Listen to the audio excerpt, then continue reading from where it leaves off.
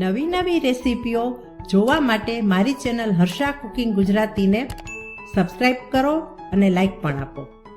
Harsha cooking Gujarati ચેનલમાં આપનું સ્વાગત છે.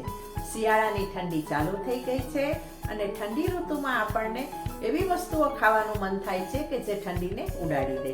તો તેના માટે આજે આપણે શાક બનાવીશું. આ શાક છે મેથી પાપડનું શાક. તો ચાલો બનાવીએ મેથી પાપડનું શાક.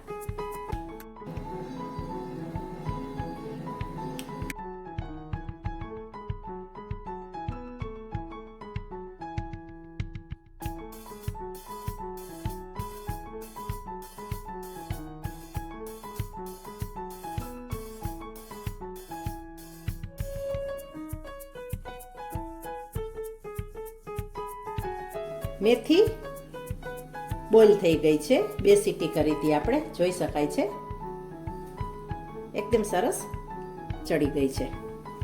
અહીં મેથી મેં આ ચમચીથી 2 ચમચી લીધી હતી, પણ જ્યારે પલાળીએ ને ત્યારે તેનું માપ વધી જતું હોય છે, કદ ફૂલી જતું હોય છે. તેને સારી રીતે મીઠું નાખીને આપણે બાફી લીધી છે. એક મોટું ટમેટું લીધું છે. તમારી પાસે નાના ટમેટા હોય તો 2 લઈ લેવાના. એક ટુકડો આદુ છે, તેને મેં છીણી લીધું છે. 7 કળી લસણને મેં ઝીણી સમારી લીધી છે અને લીલી ડુંગળી લીધી છે. સફેદ ભાગને અલગ સુધાર્યો છે અને લીલા ભાગને પણ અલગ રાખ્યો છે. હવે આપણે શાકનો વઘાર કરીએ. બધી તૈયારી થઈ ગયા પછી પાપડને પણ મેં શેકી લીધા છે. મેં કુલ 6 પાપડ લીધા છે. તેને આપણે શેકવાના છે, કાચા રાખવાના નથી કે તળવાના પણ નથી. તેને આપણે ટુકડા કરી લઈશું. કડાઈમાં આપણે તેલ ગરમ કરવા મૂક્યું છે. 2 ચમચા લીધા છે મોટા. તેલને આપણે ગરમ થવા દઈએ.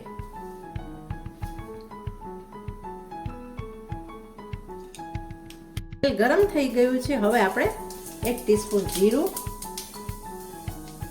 હિંગ ઉમેરી 1 ટીસ્પૂન. ત્યાર પછી ઉમેરી દઈએ આદુ અને લસણ.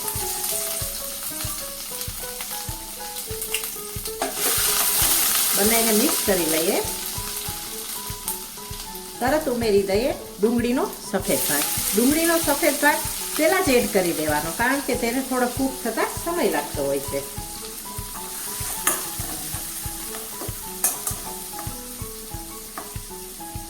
ગેસની ફ્લેમને આપણે સ્લો રાખી છે.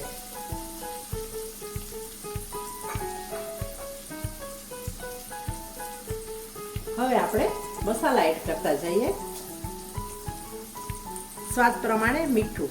મીઠું આપણે ઓછું નાખીશું, કારણ કે પાપડમાં પણ મીઠું હોય છે અને મેથીને બાફવામાં પણ આપણે મીઠું એડ કર્યું છે, જેથી વધારે ન થઈ જાય તેનું આપણે ધ્યાન રાખીશું. 1 ટીસ્પૂન હળદર,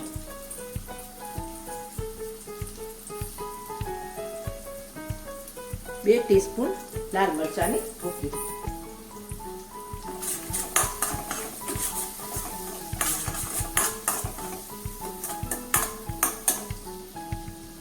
હવે એડ કરીએ આપણે 1 ટીસ્પૂન ધાણા જીરું પાવડર.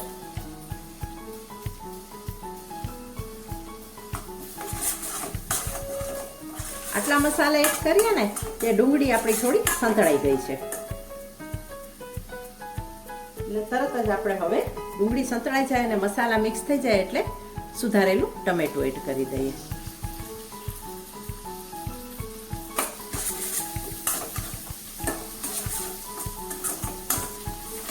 આ શાક શિયાળાની ઠંડીમાં ખૂબ સરસ લાગે છે.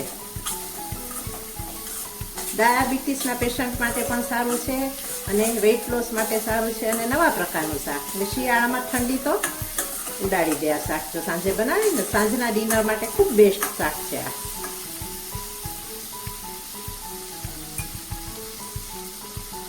ટમેટાને થોડા આપણે કૂક થવા દઈએ.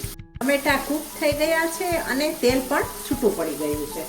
હવે આપણે એડ કરી દઈએ લીલી ડુંગળી.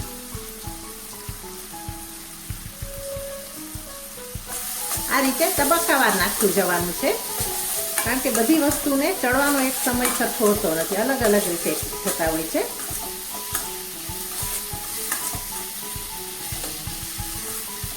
લીલી ડુંગળીને પણ થોડી વાર આપણે આ રીતે સતળાવા દઈએ. લીલી ડુંગળીને ચડતા જરા પણ વાર લાગતી નથી, માત્ર 2 મિનિટમાં ડુંગળી ચડી ગઈ છે. હવે આપણે એડ કરી દઈએ બાફેલી મેથી.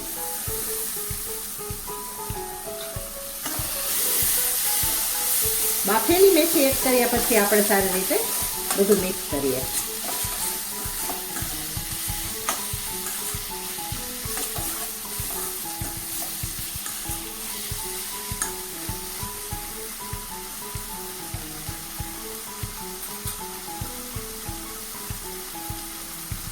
મેથી જેવી મિક્સ થઈ જાય અને મસાલા તેમાં બધા ભળી જાય એટલે આપણે એડ કરી દઈએ પાણી.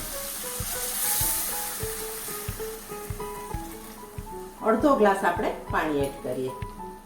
તમારે જેટલો શાકમાં રસો રાખવો હોય તેટલું પાણી ઉમેરી શકો છો.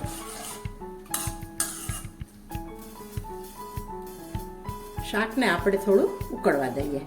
શાકમાં ઉકાળો આવી ગયો છે, જોઈ શકાય છે, અને બધું સારી રીતે મિક્સ થઈ ગયું છે. આપણે આટલી ગ્રેવી રાખીશું. પાપડ આવશે ને એટલે થોડી ગ્રેવી ઓછી થઈ જશે. હવે આપણે અડધી ટીસ્પૂન ગરમ મસાલો ઉમેરી દઈએ. ગરમ મસાલાને મિક્સ કરી લઈએ.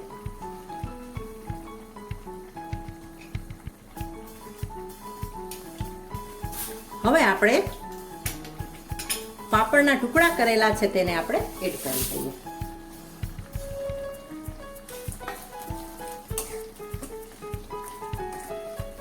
પાપડના ટુકડાને પણ આપણે સારી રીતે આ રીતે અંદર મિક્સ કરી લઈએ અને ગેસને આપણે તરત બંધ કરી દઈએ.